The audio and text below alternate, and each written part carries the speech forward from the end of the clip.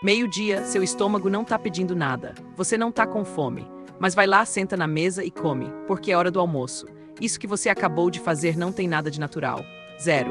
É uma programação industrial vendida para você como alimentação saudável e te deixa pior do que se você simplesmente tivesse esperado a fome aparecer. Esse é um vídeo sobre como 3 refeições por dia em horário fixo é uma invenção recente, artificial e comprovadamente pior para o seu metabolismo do que o que seu bisavô fazia. E sobre um cara chamado Edward Bernays, que literalmente vendeu bacon com ovos como tradição americana, usando o sobrinho dele chamado Sigmund Freud.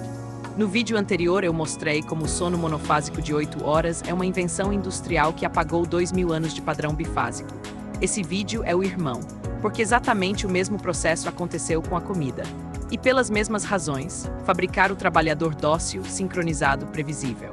Se você tem fome em horários estranhos, se não consegue comer de manhã, se não quer almoço ao meio-dia, se tem fome às 2 da manhã, você não é disfuncional.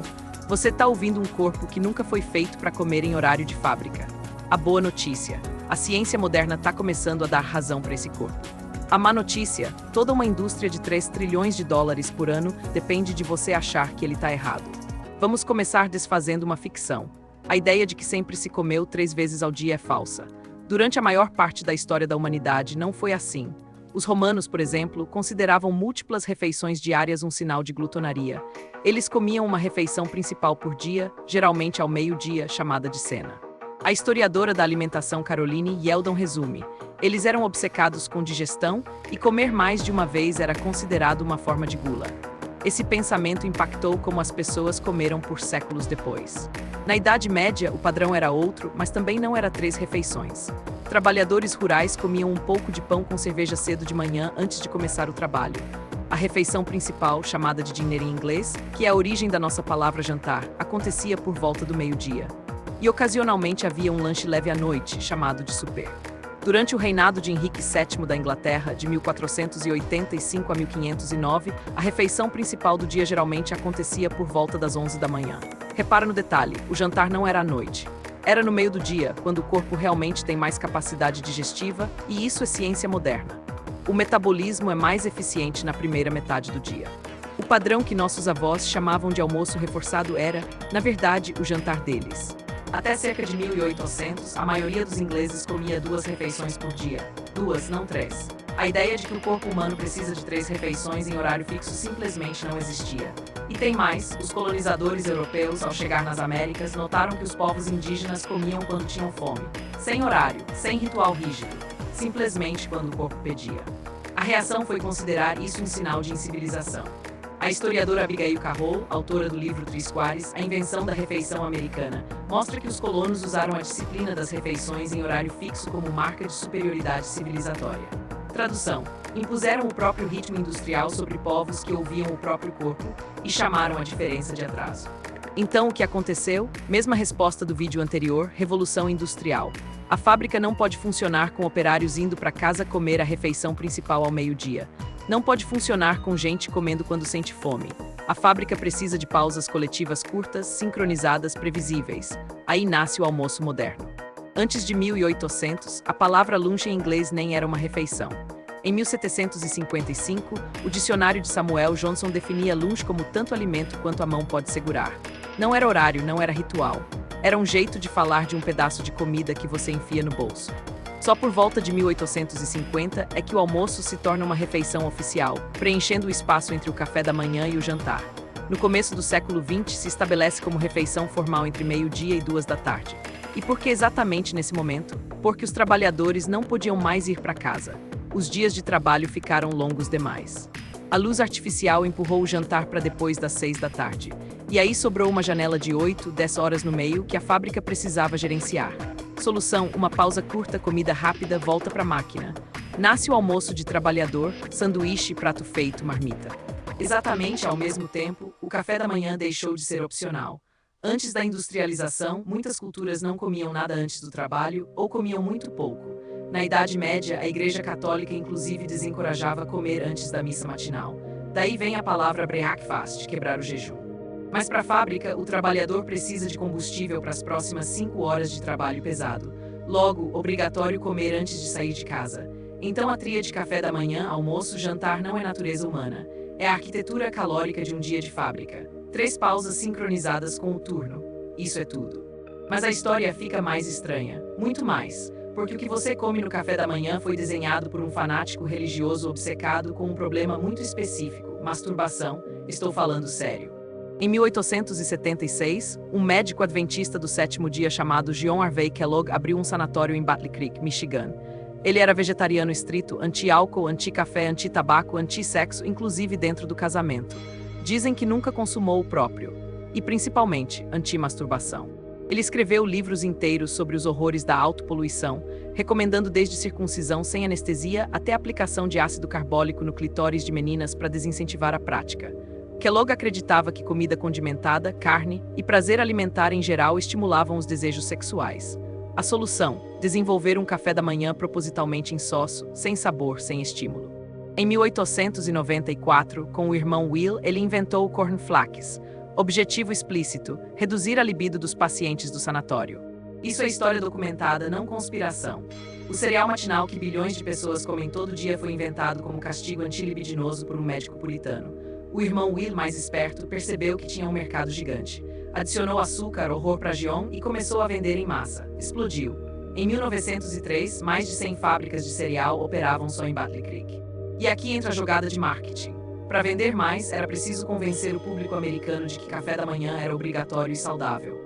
Em 1917, a nutricionista Lena Cooper, que era editora da revista de saúde editada pelo próprio John Kellogg, publicou pela primeira vez a frase que virou mantra global: o café da manhã é a refeição mais importante do dia. Não havia estudo científico sustentando isso. Era publicidade disfarçada de conselho médico. Esse slogan, criado por uma funcionária do Império Kellogg em uma revista controlada pela família Kellogg, é repetido até hoje como se fosse fato biológico.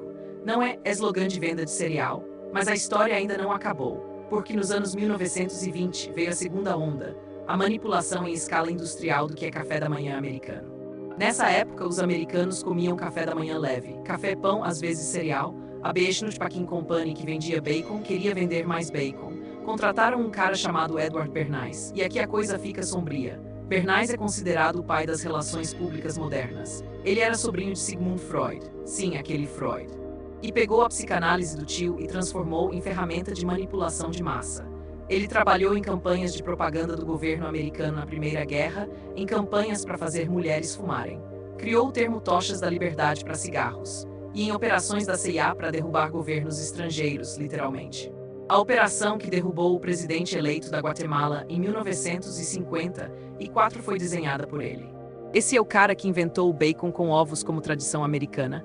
A estratégia foi genial e horrível. Bernays sabia que o público confiava em médicos. Pediu ao médico da própria agência de PR se um café da manhã reforçado era saudável. O médico disse que sim, obviamente. Aí Bernays mandou uma carta para 5.000 médicos americanos perguntando se eles concordavam. 4.500 responderam que sim. Com isso em mãos, Bernays contratou jornais de todo o país para publicar manchetes. 4.500 médicos recomendam café da manhã reforçado para a saúde. E claro, as reportagens sugeriam que bacon e ovos eram a escolha ideal. Resultado, em poucos anos, bacon e ovos viraram o café da manhã clássico americano. Hoje, 70% de todo o bacon consumido nos Estados Unidos é comido no café da manhã, por causa de uma campanha de relações públicas dos anos 20 desenhada pelo sobrinho de Freud para vender mais carne de porco. Repara na arquitetura. Você acha que é tradição. Você acha que é cultura. Você acha que é saudável. Tudo construído, tudo vendido, tudo fabricado, e a gente passa para o filho como se fosse sabedoria ancestral. Agora a parte que as multinacionais de alimentos não querem que chegue no grande público. A ciência dos últimos 15 anos praticamente demoliu todos os dogmas sobre refeições em horário fixo. Primeiro, o jejum intermitente. Pesquisas do Dr. Satin Panda no Salk Institute, do Dr. Walter Longo na USC, e de vários outros, mostram que comer em janelas restritas de tempo, por exemplo, 8 horas por dia com 16 de jejum, melhora a sensibilidade à insulina, reduz a inflamação, melhora a autofagia celular, o processo de limpeza das células, e em alguns estudos prolonga a longevidade em modelos animais. Ou seja, comer menos vezes e respeitar longos períodos sem comida é protetor, não nocivo. Segundo, o mito do café da manhã. Meta-análises recentes, publicadas no British Medical Journal, entre outros, mostram que pular o café da manhã não causa ganho de peso, não piora a concentração, não danifica o metabolismo. Em muita gente, inclusive melhora marcadores metabólicos. A frase café da manhã é a refeição mais importante do dia foi desmentida formalmente em estudos científicos múltiplos. Ela sobrevive só por inércia cultural e interesse comercial.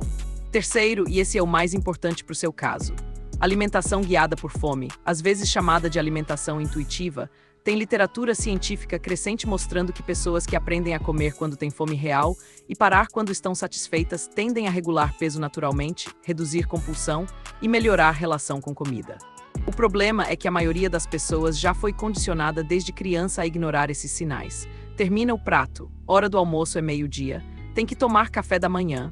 Anos disso e você perde a capacidade de ouvir o corpo. O nome técnico desse sistema de sinais internos é interocepção. Neurocientistas como Lisa Feldman Barrett mostram que a precisão interoceptiva, a capacidade de perceber sinais do próprio corpo, é preditiva de saúde mental, regulação emocional e bem-estar geral. E ela piora quanto mais você sobrepõe regras externas sobre o corpo.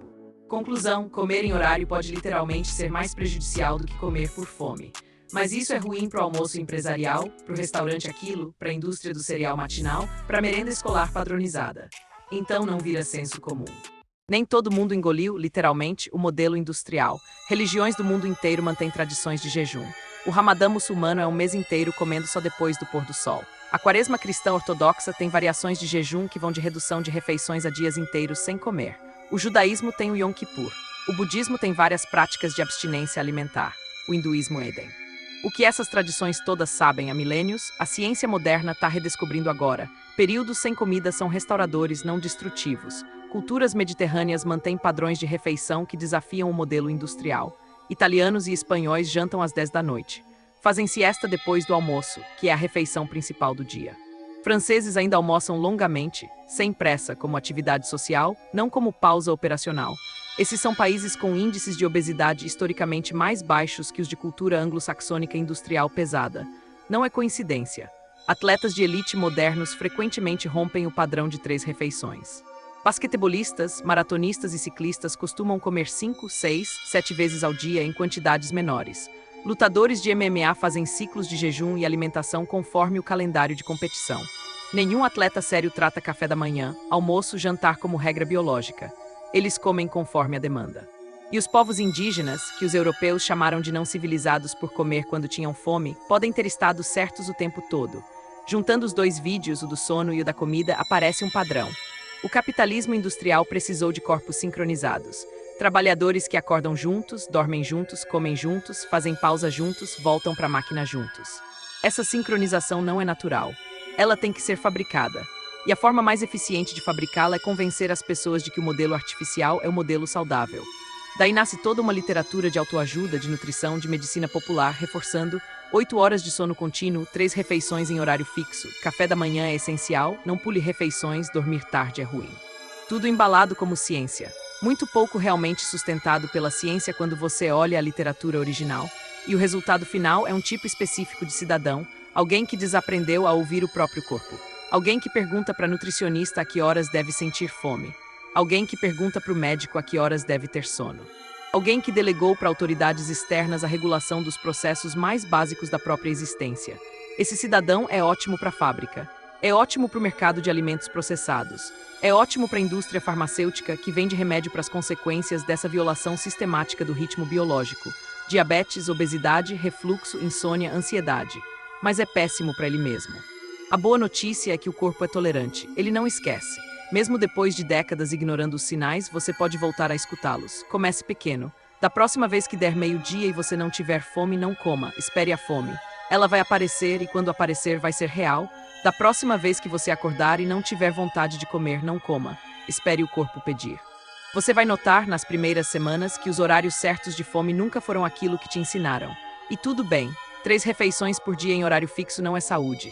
É uma arquitetura industrial do século XIX embalada como conselho médico do século XXI.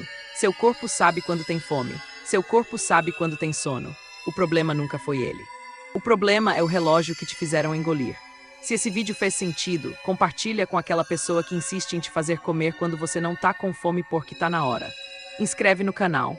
Tem mais vídeos dessa série vindo sobre como outros aspectos do dia a dia também foram industrializados sem a gente perceber.